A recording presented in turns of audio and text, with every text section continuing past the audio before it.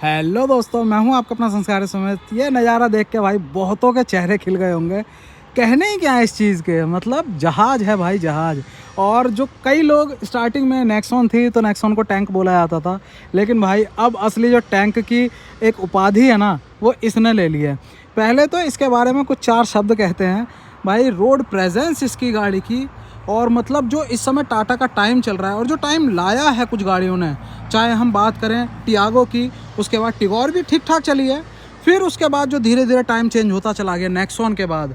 तो भाई जो लोग डरते थे टाटा के लिए, मतलब 25 लाख रुपए क्या 15 लाख निकालने में भी, आज वो लोग लाइन लगा के खड़े हुए हैं इस गाड़ी के लिए। इतनी वेटिंग है, इतनी वेटिंग। 25 लाख कुछ नहीं समझ रहे, सिर्फ यही है कि मुंह पे हैरियर लेनी है हमें। ये नहीं देखा जा रहा कि भाई आज से 5 साल पहले 7 साल पहले क्या इमेज होती थी। आज जो टाटा है, जिस स्टैंड पे इस समय खड़ी हुई है कंपनी, उसमें कहीं ना कहीं इस गाड़ी का भी बहुत बड़ा योगदान है। लुक्स आप देखो, प्रेजेंस जो बनाती है अपने आप में ही अलग है। इसकी चौड़ाई आप देखो गाड़ी की, मतलब 1894 mm, 1894 mm, लगभग 1900 mm की चौड़ी गाड़ी है ये। और देखते ही बनती है जब सामने से होकर आती है। अगल बगल में जब जैसे छोटे ट्रक जो होते हैं, बिल्कुल उनके बराबर ही लगभग चौड़ाई हो जाती है इसकी।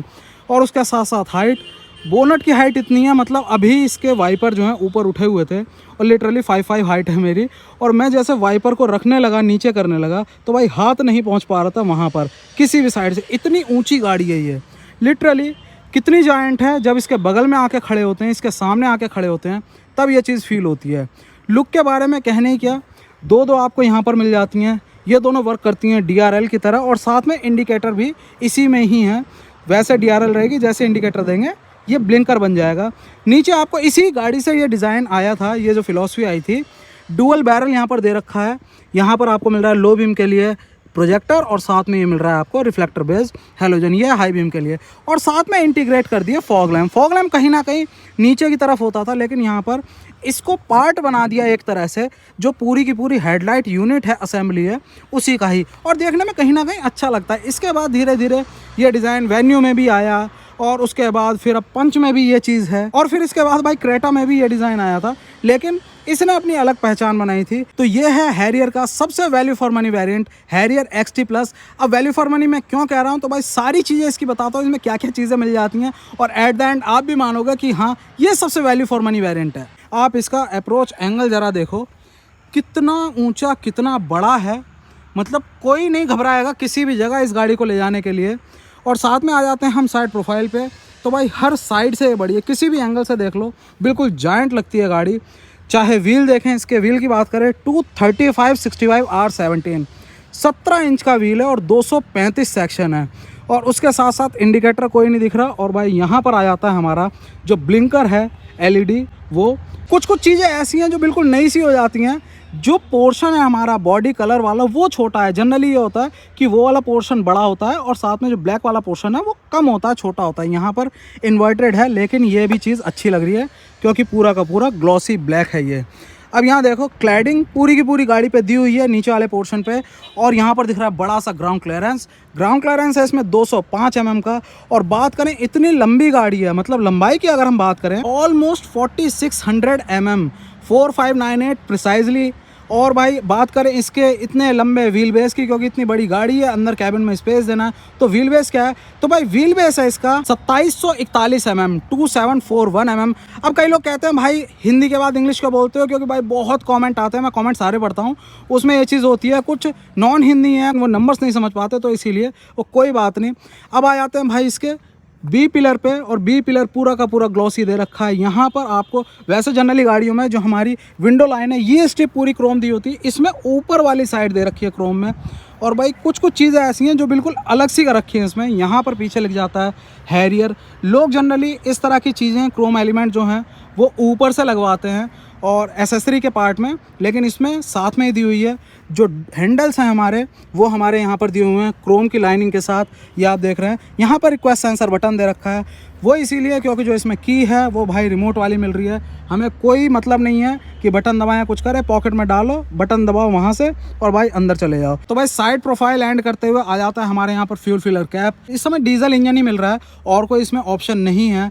तो इसमें आपको कैपेसिटी जो मिलती है वो है 50 लीटर की। क्वार्टर ग्लास ग्लास जो है वो यहाँ से लेकर यहाँ तक जाता है। ये चीज़ कुछ ऐसी चीज़ें हैं, एलिमेंट हैं जो बहुत अलग से हैं। यहाँ से यहाँ तक जाता है क्योंकि पीछे वाला जो एरिया है वो बहुत बड़ा है। जो थर्ड पैनल है हमारा, क्वार्टर पैनल, वो बहुत बड़ा है।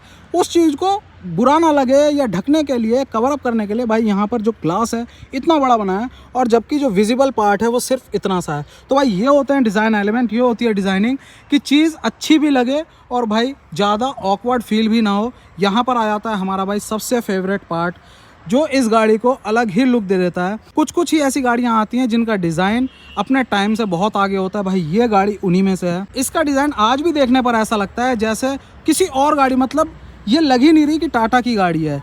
ये पूरी की पूरी डिफ्यूज एलईडी ये जलती है और रात के समय क्या अलग लुक देती है। और अगर ब्रेकिंग की बात करें, जब भाई ब्रेक जलता है तो सिर्फ छोटी सी लाइट जलती है यहाँ पर, बहुत छोटी सी, इस जगह यहाँ पर।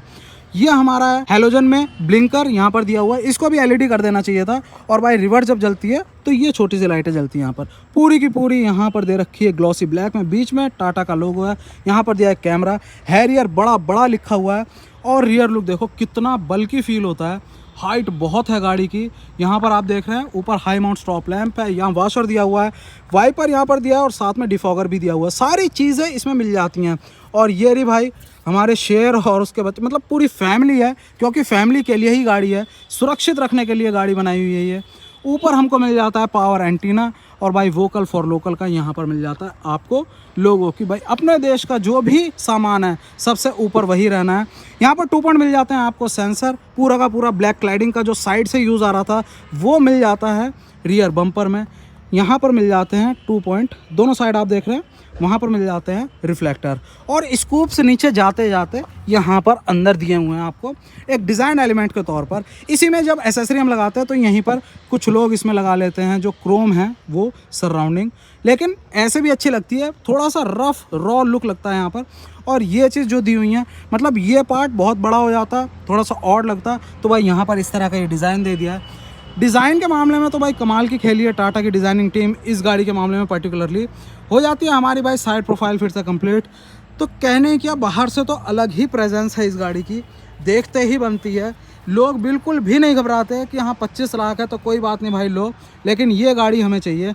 अब आ जाती है बात इसके इंटीरियर की, तो भाई ये मिलती है हमको की कुछ ऐसी है। 4 बटन आपको दिए हुए हैं, लॉक, ये हो गए हमारे ऑटो फोल्डेबल हैं भाई, इस तरह की गाड़ी के लिए तो ये बहुत कॉमन फीचर है। ये हो गया हमारा अनलॉक, साथ में यहाँ पर दिया हुआ है हमको फॉलो मी लैंप, और साथ में ये है लास्ट बटन हमारा बूट रिलीज़ के लिए। तो भाई इसको अनलॉक कर लिया हमने। अब ज़रा अंदर की तरफ देखते हैं, तो ये आपको मिल रहा है डोर ट्रिम, यहाँ पर पूरा का पूरा हार्ड प्लास्टिक है, लेकिन साथ में जो एलिमेंट दिया है वो ये पोर्शन आपको दिख रहा है, ये सॉफ्ट टच में है, ये देख रहे हैं आप, फैब्रिक का यूज़ हुआ है। और साथ में ये हैंडल दिया है यहाँ पर, जो कि हमको काफ़ी मैसिव फील करवाता है। ये चीज़ पहले जो सफारी होती थी अपने आप में, एक बड़ी गाड़ी का एक जो टैग है वो उसको मिला हुआ था, उसमें भी ये फील होता था और लोगों को अच्छा लगता था जब उसमें बैठते थे, ऊपर चढ़ के इस तरह के हैंडल से बंद करते थे। वही फीलिंग इसमें आती है बड़ी गाड़ी वाली। यहाँ पर 4 बटन दिए हुए हैं चारों पावर विंडो के लिए। साथ में भाई ये दिया हुआ है हमको, ऐसा लग रही है मेटल फिनिश है, लेकिन मेटल नहीं है, ऊपर पॉलिश हुई है, लेकिन देखने में बहुत प्रीमियम है।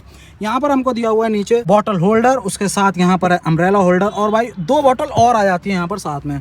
इसमें दी हुई है हमको यहाँ पर मैश, क्योंकि इसमें लगा हुआ है 4 स्पीकर और 4 ट्विटर का सेटअप दिया हुआ है इसमें।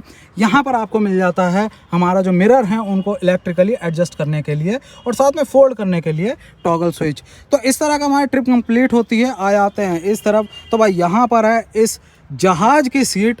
भाई इस पे बैठ के इतनी बड़ी गाड़ी को आप चलाएंगे, देखने में ऐसा फील नहीं हो रहा कि भाई इतनी बड़ी गाड़ी की सीट है, क्योंकि स्कूप्स बहुत गहरे इसमें दिए हुए हैं आपको।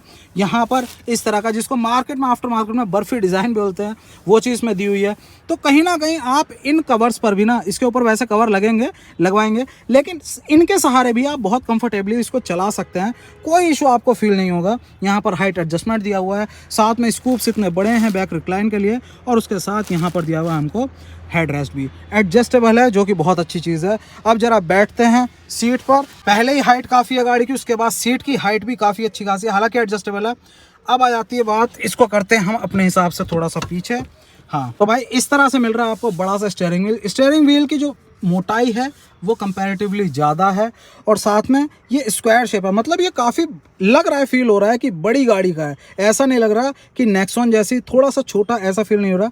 फील हो रहा है कि किसी बड़ी गाड़ी को चला रहे हैं। आप देखिए काफ़ी बड़े साइज़ में भरा भरा सा स्टीयरिंग व्हील है। यहाँ पर सारे कंट्रोल्स आपको मिल रहे हैं, चाहे वॉइस कमांड का हो, चाहे यहाँ पर हमारे जो टेलीफोनी है उसका हो। उसके साथ साथ क्रूज़ कंट्रोल भी यहाँ पर आपको मिल रहा है। एयरबैग 1 और 2 एयरबैग स्टैंडर्ड मिल रहे हैं आपको। उसके साथ हम एडजस्टमेंट की बात करें तो भाई हाँ, टिल्ट एंड टेलीस्कोप दोनों एडजस्टमेंट इसमें आपको मिल रहे हैं। और साथ में देखो प्रीमियमनेस ऐसे बनती है कि यहाँ पर हमको ग्लॉसी ब्लैक का तो यूज़ मिल ही रहा है, और उसके साथ साथ ये आपको यहाँ पर दिया हुआ है टेक्सचर, वुडन टेक्सचर का भी, जिसको आफ्टर मार्केट जनरली लोग लगवाते थे थोड़ा सा हाई क्लास फील करने के लिए, वो इसमें कंपनी बाय डिफ़ॉल्ट दे रही है, जो कि बहुत अच्छी चीज़ है, बहुत प्रीमियम चीज़ है। बीच में आते हैं यहाँ पर तो भाई वही पूरा का पूरा ग्लॉसी ब्लैक। थोड़ा सा स्क्रीन छोटी लगती है इस प्राइस ब्रैकेट के हिसाब से, इसको स्टैंडर्ड रखना चाहिए था। इससे ऊपर जब जाते हैं तो बड़ी आ जाती है, लेकिन इसमें भी अगर 20 लाख हम खर्च कर रहे हैं तो भाई वो भी काफ़ी है। इसको बड़ा स्टैंडर्ड रखना चाहिए था, थोड़ी सी ये मुझे कमी लगी, लेकिन फिर भी जितनी है ये उसमें ही सारे काम कर देती है। एंड्रॉयड ऑटो, एप्पल कारप्ले सब कुछ सपोर्ट करती है। वो कंट्रोल यहाँ पर दिए हुए हैं आपके, होम का, बैक का, और उसके अलावा ये हो गए हमारे स्क्रॉल वाले बटन, जो कि अच्छी चीज़ है, होने चाहिए वॉल्यूम वगैरह के लिए तो जनरली। और उसके साथ यहाँ पर मिल जाते हैं आपको एसी के वेंट्स, दोनों साइड वेंट्स अंदर की तरफ हैं, अच्छी चीज़ है। और उसके साथ जो सेंटर वाले हैं वो यहाँ पर है, जिससे हमारे स्टीयरिंग वगैरह के पीछे ना अड़े। यहाँ पर आ जाता है हमारा इको मोड। एक बार मैं इसको दबाता हूँ यहाँ से, तो भाई इस तरह से हमारा वेलकम कर दिया है। ये चीज़ बढ़िया है इस तरह की स्पोर्टी नेचर की गाड़ी के लिए, भाई एनालॉग जो है वो जनरली फिट बैठता है, अच्छा लगता है। इससे ऊपर आ जाता है तो भाई पूरा का पूरा डिजिटल ही हो जाता है। यहाँ से सिर्फ ये वाला जो डायल है, इधर हमारा स्पीडोमीटर, ये रह जाता है सिर्फ एनालॉग में, बाकी इधर पूरा डिजिटल हो जाता है। लेकिन ये भी जनरली अच्छा लग रहा है। बीच में यहाँ पर हमको डिस्प्ले मिल रहा है, MID मिल रही है डिजिटल, जिसमें हमारी सारी इन्फॉर्मेशन जो भी हो सकती है, जो सोच सकते हैं आप, वो इसमें सारी इन्फॉर्मेशन मिल जाएंगी। यहाँ पर 2 स्टॉक्स दिए हुए हैं जिनसे हम सारी इन्फॉर्मेशन जो है वो चेंज कर लेंगे। ये आपको दिख रहा है यहाँ पर कैमरा, क्योंकि इसमें मिल जाता है रिवर्स पार्किंग कैमरा, रिवर्स में लगी हुई है, ये आपको दिख रहा है। विजिबिलिटी ठीक ठीक है, सो है, लेकिन यहाँ पर हम इसको व्यू को भी चेंज कर सकते हैं, जैसे जूम हो गया, ये वाइड हुआ, और ये नॉर्मल लीनियर मोड हो गया। ये हो गया हमारा यहाँ पर, ये आप देख रहे हैं इको मोड, तो इको मोड इसमें दे देता है। ये हो गया स्पोर्ट मोड, इसमें डायल नहीं मिलता आपको जैसा सेलेक्टर, लेकिन यहाँ पर बटन ज़रूर मिल जाते हैं। नीचे वैसे ही ग्लॉसी डिज़ाइन में आपको मिल जा रहा है ऑटोमेटिक क्लाइमेट कंट्रोल, जो कि काफ़ी अच्छा लग रहा है।